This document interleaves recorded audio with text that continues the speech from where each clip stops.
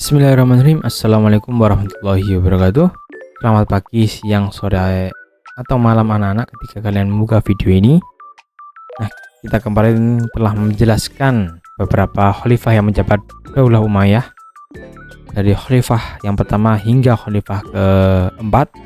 Nah, pertemuan kali ini kita akan melanjutkan dari khalifah kelima hingga khalifah ke-8.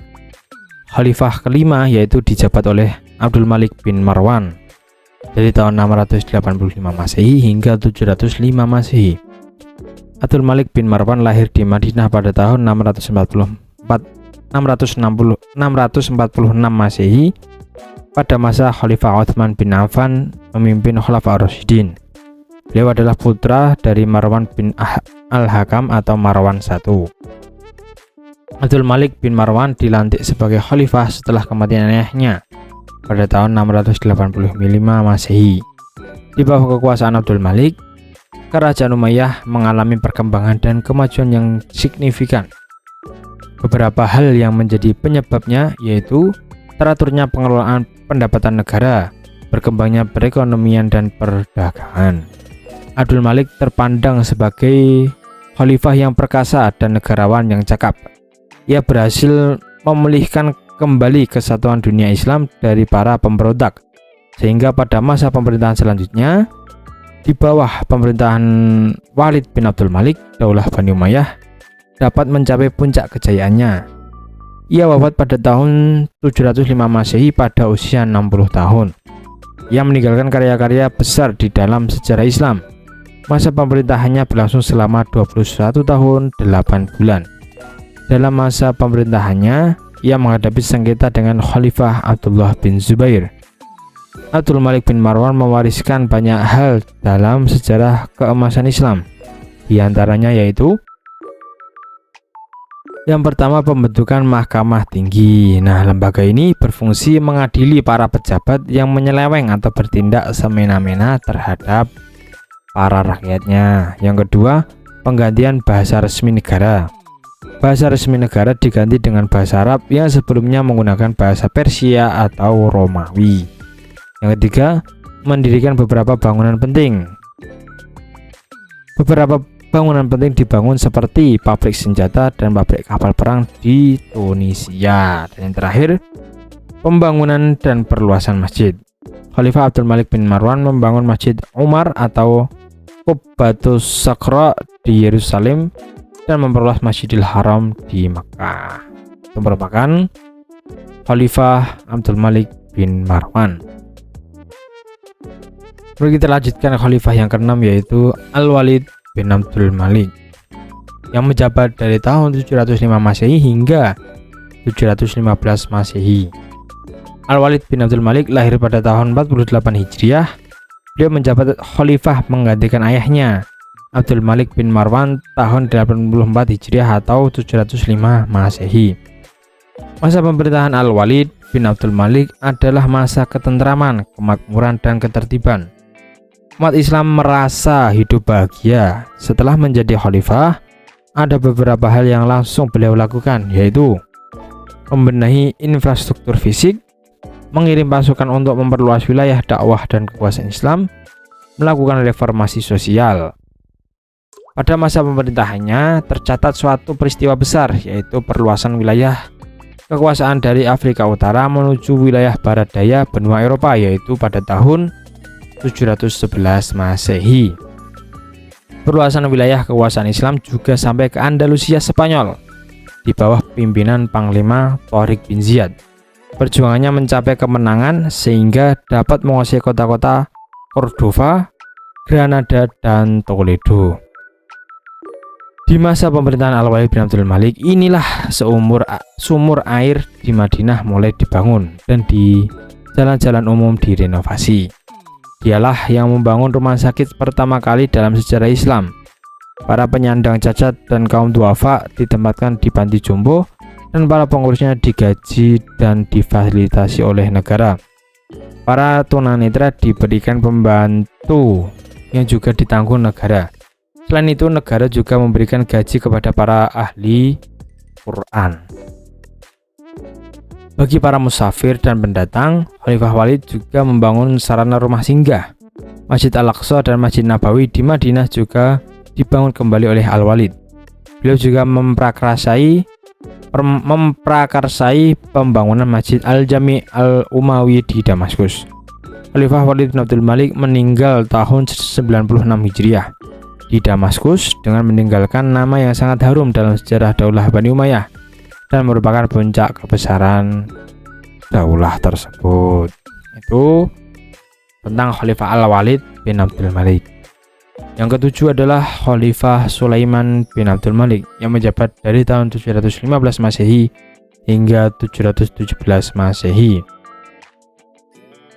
Sulaiman bin Abdul Malik naik tahta menjadi khalifah menggantikan saudaranya yaitu Walid bin Abdul Malik pada usia 42 tahun.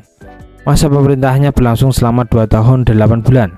Ia tidak memiliki kepribadian yang kuat hingga mudah dipengaruhi penasihat-penasihat di sekitarnya. Begitu menjabat khalifah, ada banyak perubahan yang dilakukan oleh Khalifah Sulaiman bin Abdul Malik. Yang terbesar adalah penggantian beberapa pejabat penting pemerintah. Inilah yang membuat puncak kejayaan Daulah Umayyah menurun. Menjelang saat terakhir pemerintahannya, barulah ia memanggil gubernur wilayah Hijaz yaitu Umar bin Abdul Aziz, yang kemudian diangkat menjadi penasihatnya dengan memegang jabatan wazir besar. Pada masa pemerintahannya, ada beberapa daerah yang berhasil ditaklukkan, antara lain Jurjan, Hisan al-Hadid, Saradaniyah, Shako, itu kota terpencil di Armenia, Tubristan, dan kota Slavia. Kemenangan-kemenangan itu membangkitkan ambisi khalifah untuk menguasai Konstantinopel semakin bertambah dan menjadi-jadi. Khalifah Sulaiman sangat memusatkan perhatiannya terhadap pertempuran penaklukan Konstantinopel dengan mengirimkan 100.000 pasukan dan 1.700 kapal untuk menguatkan basis laskar saudaranya. Bahkan khalifah sendiri juga ikut datang untuk mengamati situasi langsung. Namun di tengah perjalanan, beliau jatuh sakit di Dabiq, Syam, dan beberapa hari setelahnya dinyatakan meninggal dunia. Hasratnya untuk memperoleh nama baik dengan penaklukan ibu kota Konstantinopel gagal. Satu-satunya jasa yang dapat dikenang dari masa pemerintahannya ialah menyelesaikan dan menyiapkan pembangunan yang Jami'ul Umawi yang terkenal megah dan agung di Damaskus. Khalifah Sulaiman bin Abdul Malik sebenarnya mempunyai seorang putra mahkota yang bernama Ayub bin Sulaiman, yang mana sudah beliau siapkan sebagai penggantinya. Namun hal tersebut tidak bisa menjadi kenyataan lantaran sang putra meninggal dunia mendahului ayahnya. Dan khalifah yang ke-8 yaitu Khalifah Umar bin Abdul Aziz yang menjabat dari tahun 717 Masehi hingga tahun 720 Masehi. Umar bin Abdul Aziz menjabat sebagai khalifah pada usia 37 tahun. Ia terkenal adil dan sederhana. Ia ingin mengembalikan corak pemerintahan seperti pada zaman Khulafaur Rasyidin. Pemerintahan Umar bin Abdul Aziz meninggalkan semua kemegahan dunia yang selalu ditunjukkan oleh Bani Umayyah. Ia mengutamakan untuk memperbaiki dan meningkatkan negeri yang berada dalam wilayah Islam daripada menambah perluasannya. Ini berarti bahwa prioritas utama adalah pembangunan dalam negeri. Meskipun masa pemerintahnya sangat singkat, ia berhasil menjalin hubungan baik dengan kelompok setia pendukung Ali. Ia juga memberi kebebasan kepada penganut agama lain untuk beribadah sesuai dengan keyakinan dan kepercayaannya. Kedudukan Mawali, yaitu orang Islam yang bukan dari Arab, disejarkan dengan Muslim Arab. Pemerintahannya membuka suatu pertanda yang membahagiakan bagi rakyat. Ketakwaan dan kesalehannya patut menjadi teladan bagi orang-orang Muslim setelahnya. Ia selalu berusaha meningkatkan kesejahteraan rakyatnya. Ia meninggal pada tahun 720 Masehi pada usia 39 tahun dan dimakamkan di Deir Simon. Walaupun Umar bin Abdul Aziz ini menjabat sangat singkat ya, dari tahun 717 Masehi hingga 720 Masehi, kurang lebih 3 tahunan ya. 3 tahun nggak ada mungkin. Nah ini merubah sistem pemerintahan yang dari awalnya itu Daulah Umayyah ini bermegah-megahan dalam mengelola pemerintahnya. Nah, ketika beliau menjabat sebagai pemimpin atau khalifah, beliau mengembalikan seperti di zaman para khulafa ar-rasyidin, yaitu para pengganti Rasulullah yang memimpin pada waktu itu.